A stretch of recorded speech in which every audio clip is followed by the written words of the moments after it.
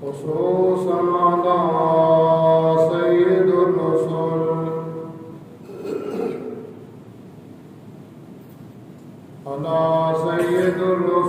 وخاتم الأنبياء. أما بعد،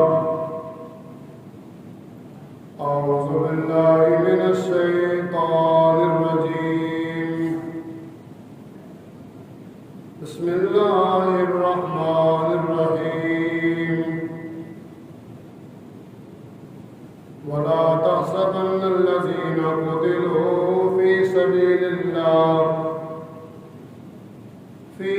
سبيل الله أمواتا، بل أحياء عند ربهم يرزقون. سبحان ربك رب العزة عما يصفون، وسلام على المرسلين، والحمد لله رب العالمين. إن الله وملائكته يصلون على النبي، يا أيها الذين آمنوا صلوا عليه وسلموا تسليما. الصلاة والسلام عليك يا رسول الله، وعلى آلك وأصحابك يا حبيب الله. الصلاة والسلام عليك يا رحمة للعالمين، وعلى آلك وأصحابك يا خاتم النبيين.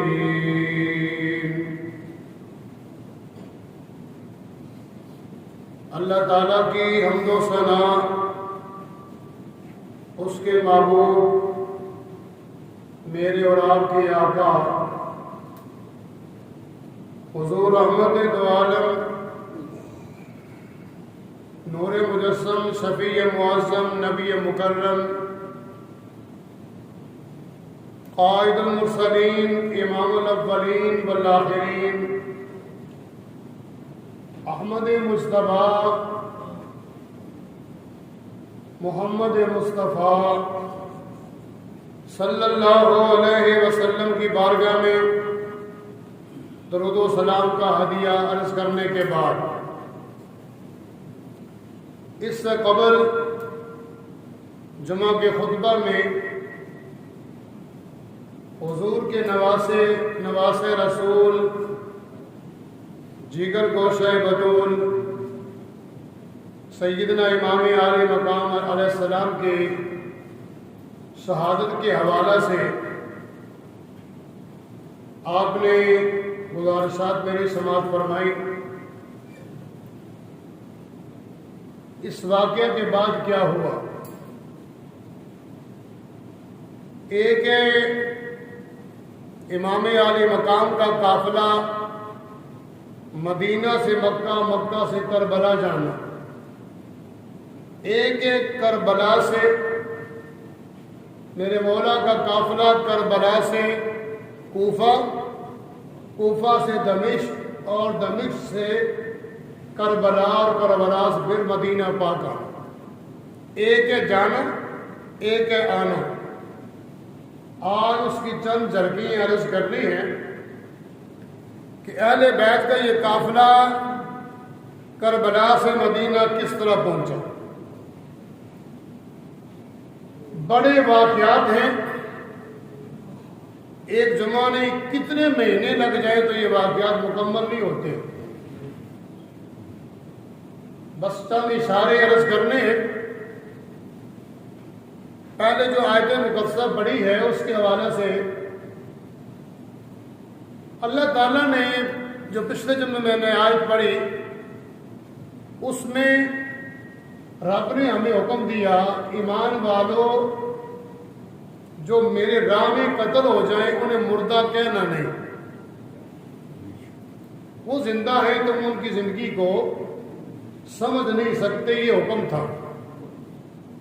اور سورہ البقرہ ہے اور پارہ نمبر 2 ہے، جس میں یہ حکم دیا گیا کہ شہیدان اسلام کو مردہ نہیں کہیں۔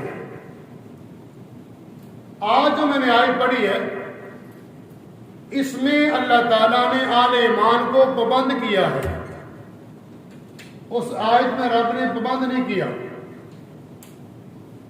کس بات سے؟ اللہ نے ایک بات سے روکا ہے۔ آج سورہ آل عمران ہے اور پارہ نمبر 4 ہے، جو میں نے آیت پڑھی ہے نا، پارہ نمبر 4 ہے، سورہ آل عمران ہے۔ اللہ تعالیٰ نے آل اسلام کو، آل ایمان کو ایک کام سے روکا، لیکن کام بڑا مشکل ہے۔ وہ کام کیا ہے؟ قرآن کہتا ہے وَلَا تَحْسَبَنَّ الَّذِينَ قُتِلُوا فِي سَبِيلِ اللَّهِ أَمْوَاتًا۔ وہاں تھا کہ اللہ کی راہ میں جو قتل ہو جائیں انہیں مردہ کہنا نہیں۔ اس آیت میں اللہ ہمیں حکم دے رہا ہے، اللہ فرما رہا ہے جو اس کی راہ میں قتل ہو جائیں انہیں مردہ گمان نہیں کرنا۔ اونچی بات سے کہتے ہیں سبحان اللہ، بات کو سمجھنے کی کوشش بھی کرنا۔ اللہ ہمیں پابند کر رہا ہے، روک رہا ہے کہ اس کی راہ میں جو قتل ہو جائیں ان کو کہنا تو دور کی بات ہے، ان کے بارے میں سوچنا بھی نہیں کہ وہ مردہ ہیں۔ اللہ سوچ تو آتی ہے، تو ہمیں اس سے منع کر رہا ہے۔ سوچ کس طرح آتی ہے؟ جو دنیا کا طریقہ کار ہے اگر اس کو دیکھے تو سوچ تو آئی جاتی ہے۔ ایک بندہ ہمارے سامنے، اس کا تن جو سر ہے وہ تن سے جدا ہو گیا۔ بندے کا سر تن سے جدا ہو جائے تو وہ بندہ مر جاتا ہے۔ جب ہم نے خود دیکھ لیا تو کہتا ہے کہ گمان نہیں کرنا، سوچنا ہی نہیں، تو ہم تو اس سے مجبور ہیں میرے مولا۔ ہم نے تو دیکھ لیا کہ اس کا سر علیحدہ ہے، اس کا درد جو ہے جسم جو اس کا علیحدہ ہے۔ فرما ہاں یہی تو میں فرق بتانا چاہتا ہوں کہ جو عام مرد ہے اس کا اور اس کا فرق یہ ہے، اگر عام بندہ قتل ہو جائے، اس کا سر تن سے جدا ہو جائے، وہ مر جاتا ہے۔ اس کی رضا کے لیے، اس کے نبی کی رضا کے لیے جو جان کا نذرانہ پیش کرے، اس کا سر تن سے جدا ہو بھی جائے، فرمایا اس کو مردہ سوچنا نہیں بلکہ وہ زندہ ہے۔ سبحان اللہ۔ آج میں آپ کو یہ بتاؤں گا کہ وہ زندہ کیسے ہے۔ اللہ تو کہتا ہے کہ سوچنا نہیں، ہم نے خود دیکھا، ہم نے جنازہ پڑھا، اس کا جنازہ پڑھا، جنازہ پڑھایا گیا، فرمایا ہاں جنازہ پڑھا گیا۔ اللہ پھر فرمایا جنازہ پڑھ چکے تو پھر بھی اس کو مردہ نہیں کہنا بلکہ اس کو سوچنا نہیں اس کے بارے میں جس نے اپنی جان کا نذرانہ اللہ رسول کے لیے دیا ہے۔ سبحان اللہ۔ جنازہ پڑھ کر تو پھر بھی نہیں سوچنا۔ اس کے آگے اللہ ہم نے قبر میں اتارا ہے اس کو، اور اس کے اوپر مٹی ڈالی گئی۔ فرمایا قبر میں اتارا گیا، مٹی ڈالی گئی۔ یہی تو میں فرق بتانا چاہتا ہوں نبی کے دیوانوں، قبر بن جائے، مٹی ڈال لی جائے، عام مر جائے تو وہ مر گیا۔ جس نے اللہ رسول کو راضی کرنے کے لیے جان کا نذرانہ دیا، قبر کے اندر بھی چلا جائے، مٹی بھی ڈالی جائے، فرمایا اس کے بعد بھی اسے مردہ سوچنا بھی نہیں بلکہ وہ زندہ ہے۔ سبحان اللہ۔ اس کے آگے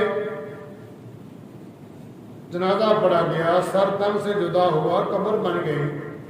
اللہ اس کی تو جائیداد بھی تقسیم ہو گئی، پورا ساری جائیداد تقسیم کر لی ہے۔ یہ کوٹھی فلاں کی ہے، یہ کار فلاں کی ہے، یہ بنگلہ فلاں کا ہے، یہ دکان فلاں کی ہے۔ دکانیں، مکان، جائیداد تقسیم ہو گئی۔ فرمایا یہی تو فرق بتانا چاہتا ہوں، اور نبی کے دیوانوں یہ فرق بتانا چاہتا ہوں، اس کی جائیداد تقسیم ہو گئی، ورثہ میں جائیداد تقسیم ہو جائے تو پھر بھی ان کے بارے میں گمان نہیں کرنا وہ مردہ ہیں، بلکہ فرمایا جن کی جائیداد تقسیم ہو جائے پھر بھی وہ زندہ ہے۔ اونچی بات سے آگے شہداء کی جو بیوہ ہے، بیوہ کا طریقہ 4 مہینے 10 دن وہ عدت گزارے، عدت گزارنے کے بعد وہ نکاح کر سکتی ہے۔ اللہ اس کی بیوہ نے نکاح کر لیا، آگے اس کی عدت گزری، نکاح کر لیا، اور میں یہی تو فرق بتانا چاہتا ہوں، نکاح کر لے بیوہ، اس کی بیوہ نکاح کر لے تو پھر بھی ان کے بارے میں کہنا تو دور کی بات ہے، تم نے سوچنا بھی نہیں یہ مردہ بلکہ یہ تو زندہ ہوتے ہیں۔ اونچی بات سے حیرانگی والی باتیں اللہ تعالیٰ ہمیں پابند کر رہا ہے، اللہ ہمیں روک رہا ہے، سوچنا نہیں، سوچ تو ہمارے اختیار میں نہیں، فرمایا اپنی سوچ کو اختیار میں رکھنا، سوچ کو بے اختیار نہیں ہونے دینا۔ شہداء کے بارے میں سوچ بے اختیار نہ ہو۔ اللہ کیوں فرمایا تمہیں پتہ نہیں اس نے میری اور میرے محبوب کی رضا کے لیے اپنی جان کا نذرانہ دیا۔ اس کا مطلب ہے کہ ہر قتل ہونے والا، ہر مرنے والا زندہ نہیں ہوتا، ہر مرنے والا نہ زندہ ہوتا ہے نہ شہید ہوتا ہے۔ اب یہ بھی بڑا مسئلہ بن گیا ہمارے ملک میں، ہمارے ملک میں ویسے مرنے کا رواج ہو گیا، ختم ہو گیا، فتح شہید، کھوجا شہید، ہر شہید ہرا جانا مر گیا تو شہید، شہید ملت، اس سے نیچے ہمارے پاس کوئی درد ہی نہیں ہوتا، ہر بندے کو شہید کہتے ہیں۔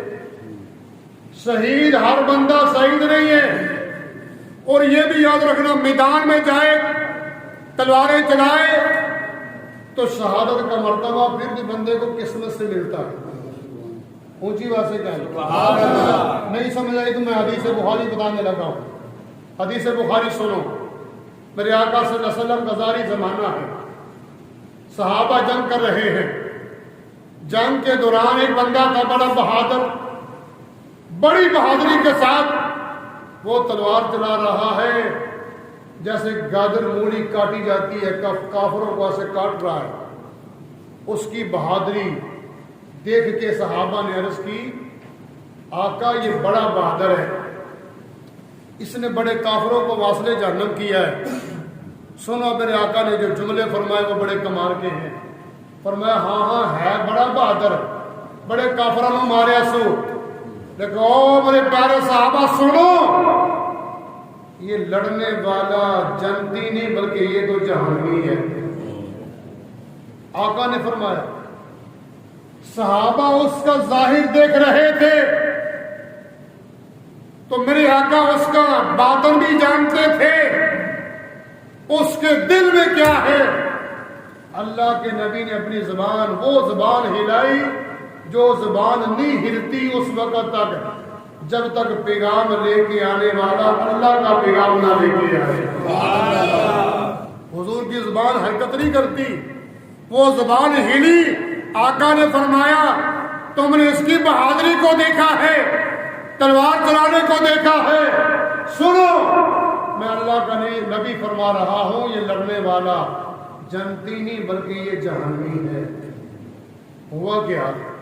لڑتے لڑتے لڑتے لڑتے اس کو زخم اتنے آئے کہ زخموں کی تکلیف برداشت نہ کر سکا، اس نے اپنی تلوار لے کے اپنے آپ کو مار لی، خود کشی کر لی۔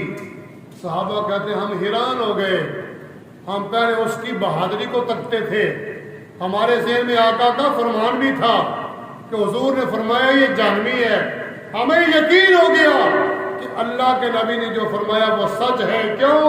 حضور کی زبان نہیں ہلتی، حضور کی زبان میں کے بارے میں اللہ کا قرآن کہتا ہے وَمَا يَنْطِقُ عَنِ الْهَوَىٰ إِنْ هُوَ إِلَّا وَحْيٌ يُوحَىٰ۔ پیچھے تک آواز ہے سبحان اللہ۔ اس سے جو میں نتیجہ نکالنا چاہتا ہوں وہ یہ ہے کہ ہر خیرہ وغیرہ تلطف خیرہ شہید نہیں ہوتا، لڑنے والا شہید نہیں ہوتا.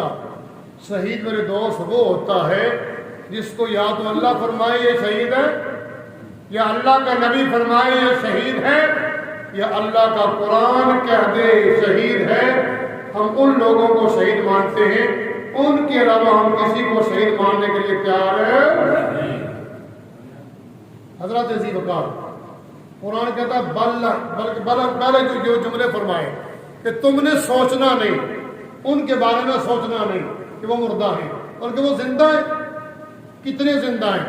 بل احیاء، وہ زندہ ہیں عند ربہم، اپنے رب سے. یرزقون، اللہ ان کو روزی پہنچاتا ہے. نہیں دب کے کیا لوگ زندوں کی بات کر رہے ہیں، زندوں کی طرح کرو کہ سبحان اللہ، اللہ ان کو روزی پہنچاتا ہے. اب دیکھنا یہ ہے کہ سر تن سے جدا ہو جائے تو پھر بندہ کیسے زندہ ہوتا ہے. یہی تو فرق بتانے لگا ہوں کہ سر تن سے جدا ہو جائے تو بندہ کیسے زندہ ہے. اللہ کی راہ میں جو قتل ہو، جان کا نذرانہ دے دین اسلام کے لیے، سر تن سے جدا ہو جائے تو وہ زندہ ہے. اس کی مثال میدان کرب و بلا میں مولا حسین نے دکھائی ہے. نبی کا کلمہ پڑھنے والوں کہ میرا جو تن ہے، میرا جو جسم پاک ہے وہ تو کربلا میں ہے، میرا سر نیزے کی نوک پہ ہے. یہ سر مقدس جا رہا ہے گلی کوچوں میں، اللہ کا قرآن پڑھ رہا ہے. تب کہ کہو سبحان اللہ. سبحان اللہ کی گونج میں قرآن پڑھنا بڑا آسان ہے. ہر قاری، ہر خطیب، ہر ملا مولوی یہ چاہتا ہے قرآن پڑھو تو آگے سے سبحان اللہ کی چھال لائے. وہ قاری میں نے دنیا میں نہیں دیکھا، نہ آپ نے دیکھا نہ سنا ہوگا. ایک ہی فاطمہ زہرا کا لال ہے، امام الانبیاء کا نواسا ہے، جس نے ایسا قرآن پڑھا روتی دنیا تک لوگ یاد رکھیں گے کہ ان کا جسم پاک تو کربلا میں تھا، سر نیزے کی نوک پہ تھا. جہاں جہاں سے وہ گزرتے گئے اللہ کا قرآن پڑھتے گئے. سب کے کہنا ہوگا سبحان اللہ.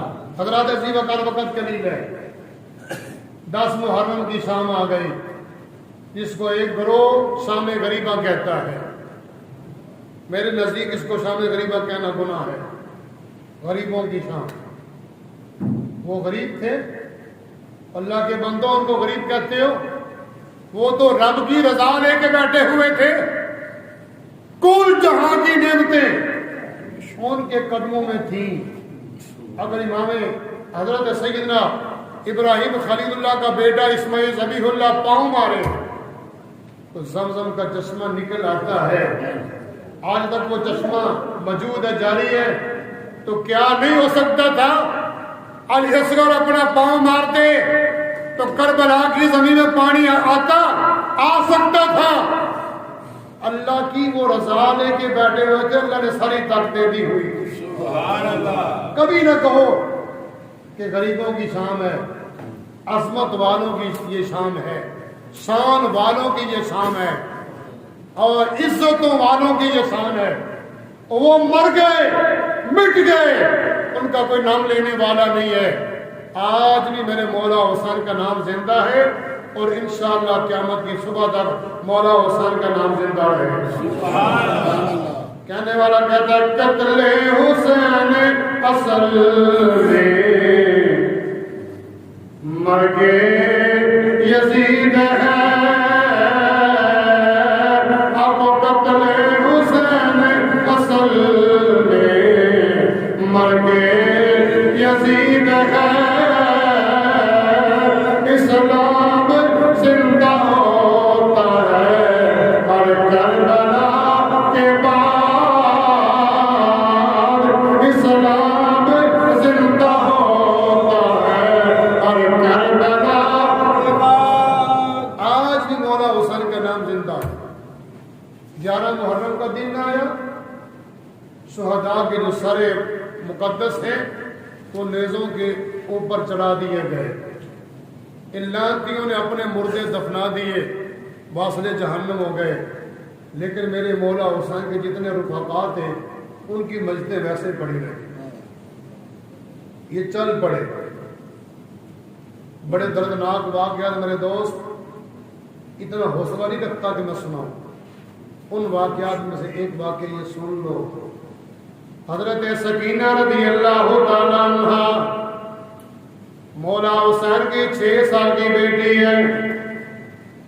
خیموں کو آگ لگ گئی، کبھی دائیں جاتی ہیں کبھی بائیں جاتی ہیں. ایک یزیدی دوڑ کے آیا حضرت سکینہ رضی اللہ تعالیٰ عنہ کے پاس. فرمایا لعنتی پیچھے ہٹ کے کھڑا ہو جا. کیا چاہتا ہے؟ کہتا تو نے اپنے کانوں میں بالیاں ڈالی ہوئی ہیں، یہ لینا چاہتا ہوں، چھیننا چاہتا ہوں. فرمایا میرے قریب نہ آنا، مجھے ہاتھ نہ لگانا، میں بد دعا کروں گی، ابھی قیامت قائم ہو جائے گی. پیچھے ہٹ کے کھڑا ہو جا، میں اپنے ہاتھ سے تجھے اتار کے دیتی ہوں. مولا حسین کی پیاری بیٹی نے سیدہ سکینہ رضی اللہ عنہا نے اپنے ہاتھ سے وہ بالیاں اتار کے دے دی. اللہ کی بارگاہ میں کہتی ہیں میرے مولا جیسے تو راضی ہے حسین کی پیاری بیٹی بھی ایسے راضی. چھوٹی بچی بالکل اللہ کی رضا پہ راضی ہے. یہ قافلہ چل پڑا. چلتے چلتے مولا حسین کا سر مقدس خولی کے پاس ہے. خولی بن یزید لے کے اپنے گھر میں پہنچا. شام کا وقت ہے، اپنے گھر میں لے کے جاتا ہے. بیوی پوچھنے لگی بتا کہاں گیا ہوا تھا؟ کہتے ایک باغی کے ساتھ ہمارا مقابلہ ہوا، اس نے بغاوت کی، معاذ اللہ ثم معاذ اللہ، میں جنگ کر کے آیا ہوں. اس نے جا کے سر مقدس تندور کے اندر رکھ دیا. رات کا وقت ہوا، یہ سو گیا. عورت اٹھی نماز تہجد کے لیے، دیکھ کے حیران ہو گئی. تندور سے آگ نکل رہی ہے، 4 بیویاں بیٹھی ہوئی ہیں، آنسو بہا رہی ہیں. کہتی ہے میں حیران ہوئی آگ کہاں سے آ گئی. تندور کے پاس جاتی ہے، جا کے دیکھا تندور سے نور کی لاٹ نکلتی ہے جو آسمانوں پر جا رہی. سبحان اللہ. مولا حسین کا سر مقدس نکالا. کتنی مرتبہ اس نے زیارت کی ہوئی تھی، وہ تو پہچان گئی تھی یہ تو مولا حسین کا سر پاک ہے. خولی کو اٹھایا لعنتی، تو کہتا تھا یہ باغی ہے. نانا یہ باغی کیسے ہیں؟ امام الانبیاء کا پیارا نواسا ہے.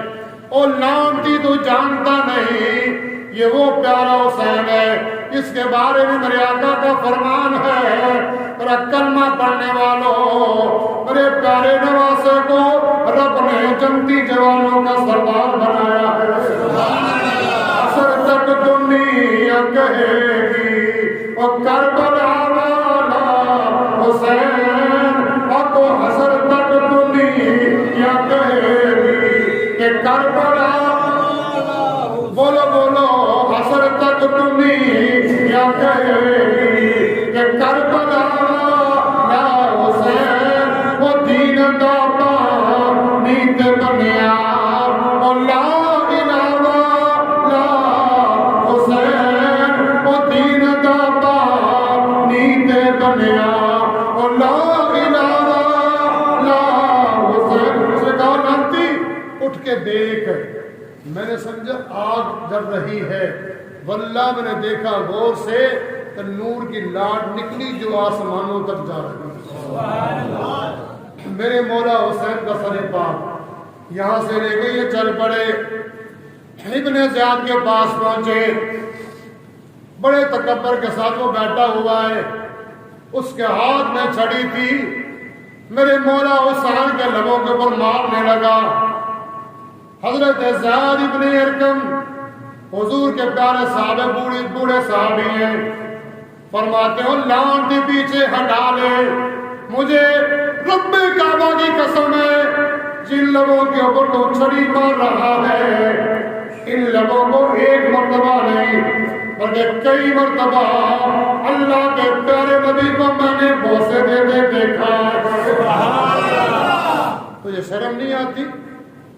یہ وہ لب ہیں جن لبوں کو میں نے کئی مرتبہ اللہ کے پیارے نبی کو بوسے دیتے دیکھا ہے۔ کہتا ہے اگر تو برا نہ ہوتا، نبی کا صحابی نہ ہوتا، میں تجھے بھی قتل کر دیتا ہوں۔ لعنتی، تو نے میرا کیا لحاظ رکھنا ہے؟ بوڑھے کا تو نے کیا لحاظ کرنا ہے؟ نبی کا صحابی کا تو نے کیا لحاظ کرنا ہے؟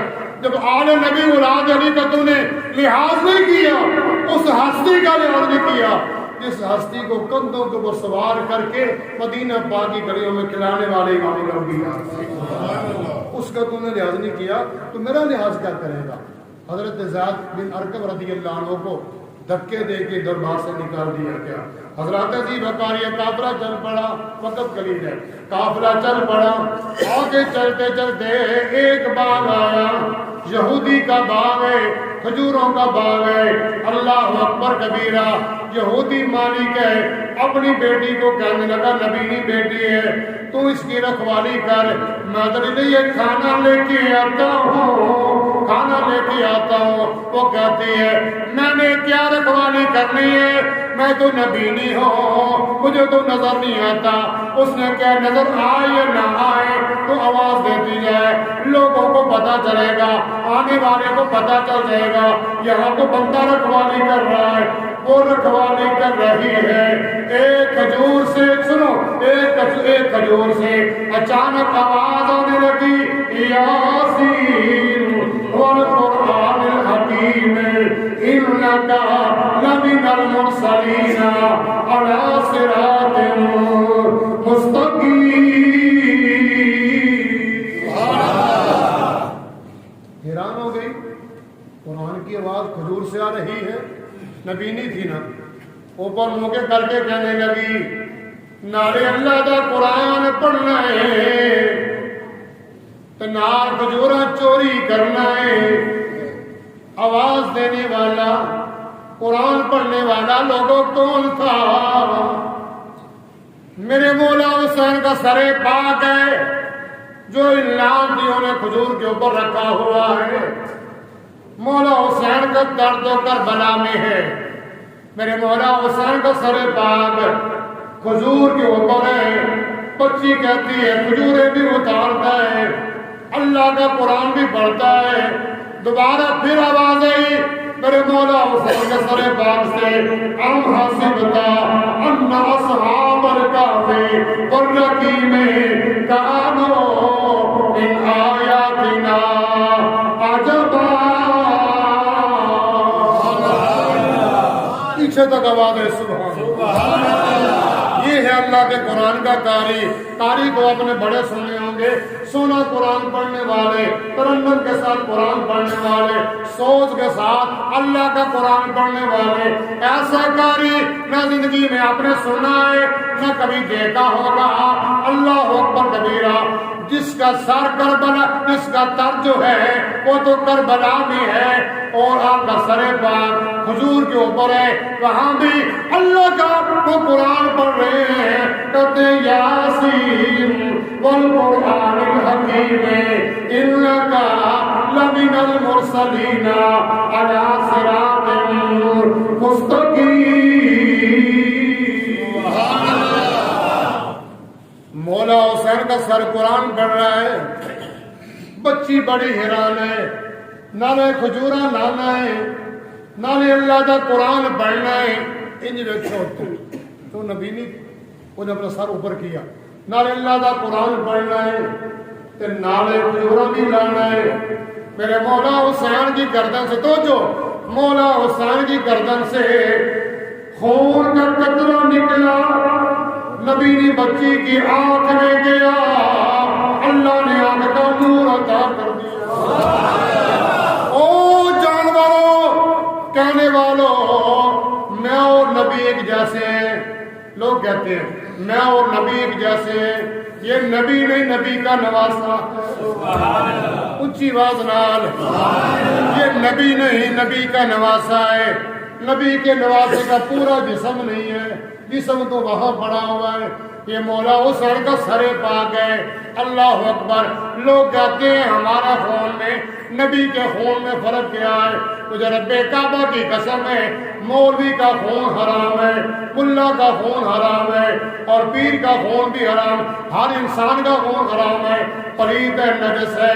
کپڑے کے اوپر لگ جائے کپڑا ناپاک ہو جاتا ہے, جسم کے اوپر لگ جائے جسم ناپاک ہو جاتا ہے. قربان ہو جاؤ مولا حسین, تیری عظمت پر, تیری شان پر, تیرے مقام پر کتنے دن گزر گئے, کار اڑا گئے, سر اڑا گئے. مولا حسین کے سر پاک سے خون کا قطرہ نکلا.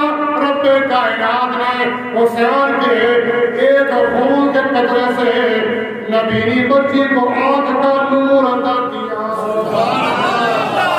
بچی کہنے لگی چنگی ماں دیا پترا, پاک ماں دیا پاک بیٹیا, حیرانگی والی بات ہے تیرا تو جسم ساتھ نہیں ہے. میں تیری بارگاہ میں واسطہ دیتی ہوں, تیری ماں کو تجھے واسطہ دیتی ہوں. اور لوگ مجھے پہلے نبی نہیں کہتے تھے, امی کہتے تھے, ایک آنکھ نہیں ہے. اب لوگ مجھے کانی کہنا شروع کر دیں گے. تو نے اپنے کرم سے, اپنی مہربانی سے ایک مجھے خون کا قطرہ دیا ہے. میں تیری بارگاہ میں تیری ماں کا واسطہ دیتی ہوں, خون کا قطرہ ایک اور مل جائے تاکہ میری دونوں آنکھوں کا نور پورا ہو جائے. میرے مولا حسین رضی اللہ تعالیٰ عنہ کے سر پاک سے آواز آئی, او پیاری بیٹی اپنا سر اوپر اٹھا. اس نے سر اوپر اٹھایا, دوسری ہاتھ میں مولا حسین کے سر پاک سے گردن پاک سے خون کا قطرہ آیا.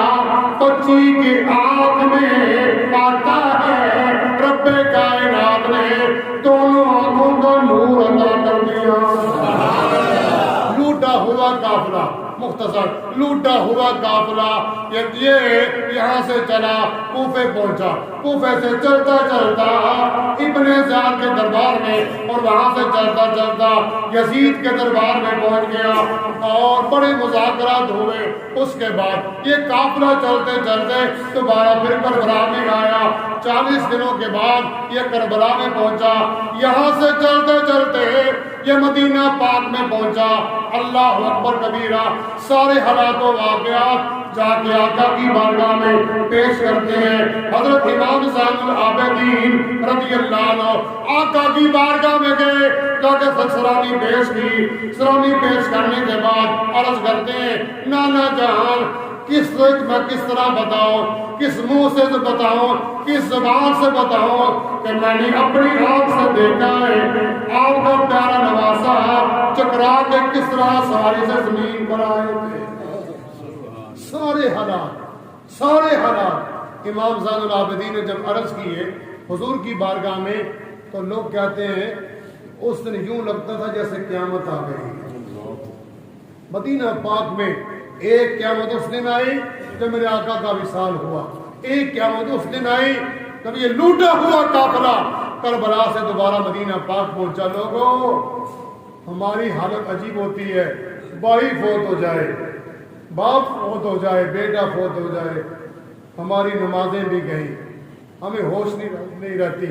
سیدہ زینب تیری عظمت پہ قربان جاؤں, بچے بھی گئے, بھتیجے بھی گئے, بھائی بھی گئے, لیکن سنو سجدہ کا طریقہ کار کیا ہے. ان کی عظمت کو میں سلام پیش کرتا ہوں. آپ جب کربلا سے چلی اللہ کا قرآن پڑھنا شروع کیا. چلتے چلتے یہ قافلہ جب مدینہ پاک میں پہنچا تو 72 مرتبہ سیدہ زینب نے اللہ کا قرآن مکمل کر لیا. آنے والے جمعے کو انشاءاللہ عرض کروں گا نہ پوچھ میرا حسین کیا, نہ پوچھ میرا تب کیا کو نہ پوچھ میرا نہ پوچھ میرا. ہاں انشاءاللہ یہ واقعات عرض کروں گا. نہ پوچھ کس ہستی نے کہا کہ نہ پوچھ میرا حسین کیا ہے, انشاءاللہ آنے والے جمعے کو عرض کروں گا. آپ کو بتاؤں